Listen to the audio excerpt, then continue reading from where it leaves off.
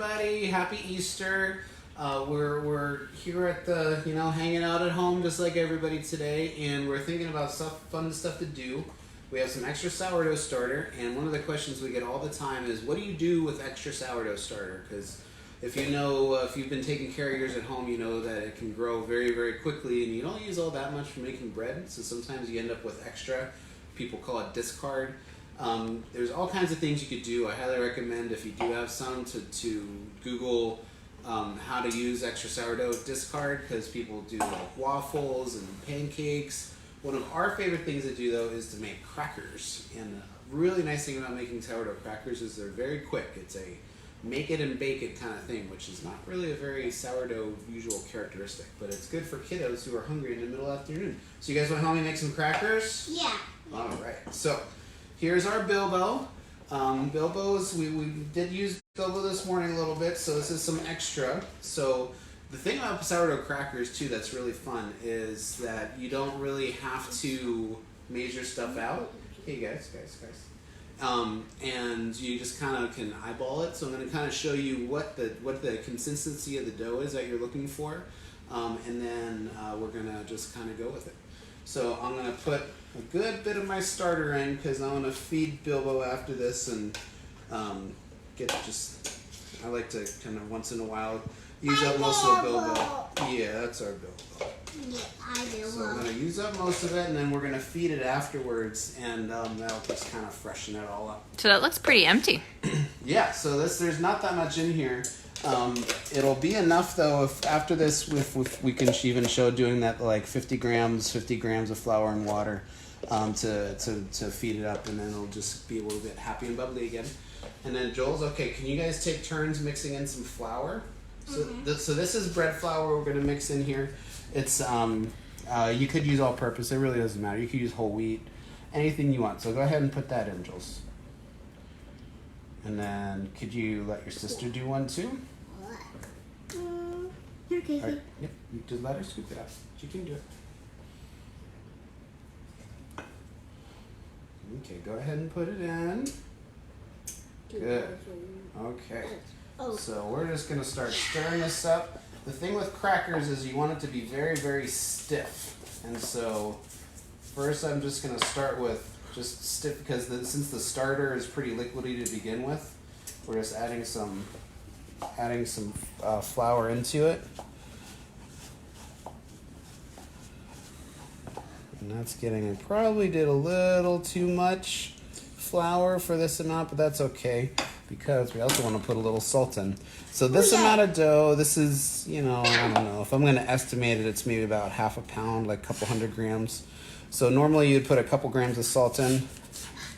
So I'm just going to guesstimate it a little bit. The thing about crackers too is, they're supposed to be salty. So if you undersalted them, that's totally okay.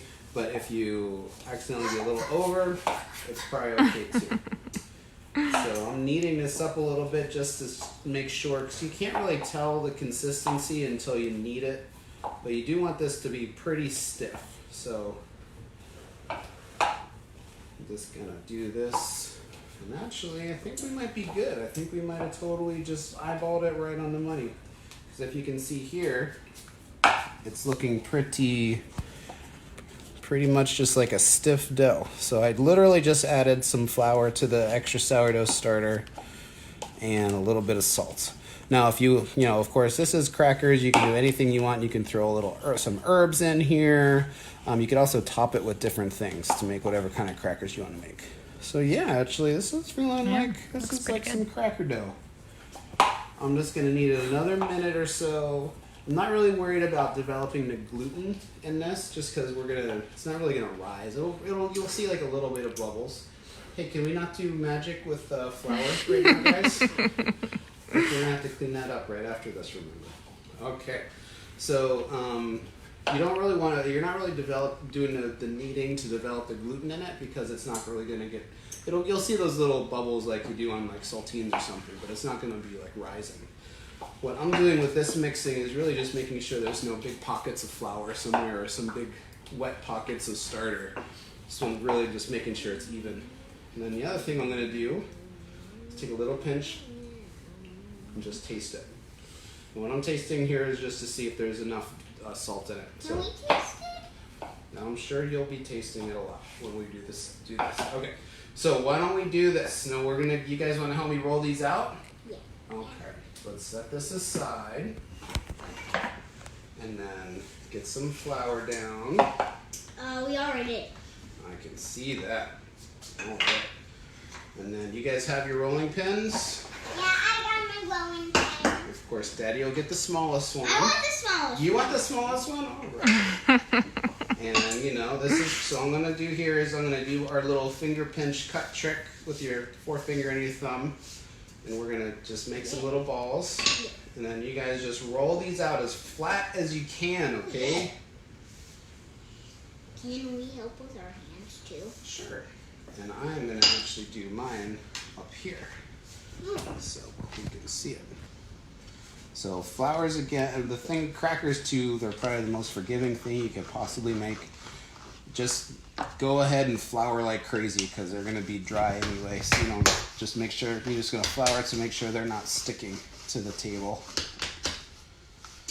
And it does take a little bit of work to spread out the glutens because since you want them so flat.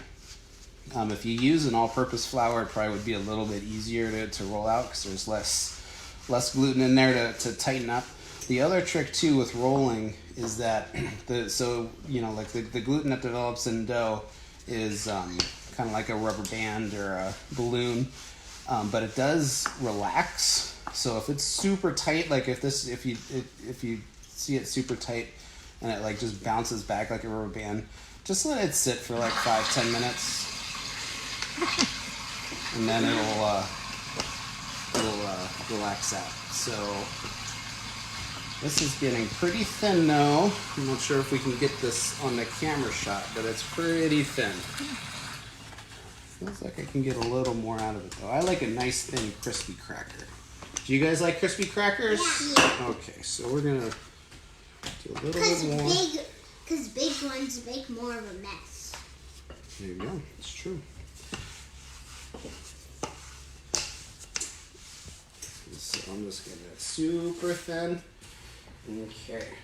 Now I'm going to show you how to make these ones. So I'm going to do if you remember from the pizza video, we had a trick for transferring this into the oven. I'm getting mine thin. Oh, good. This one is my little one. Okay, that's your little one? Okay, good.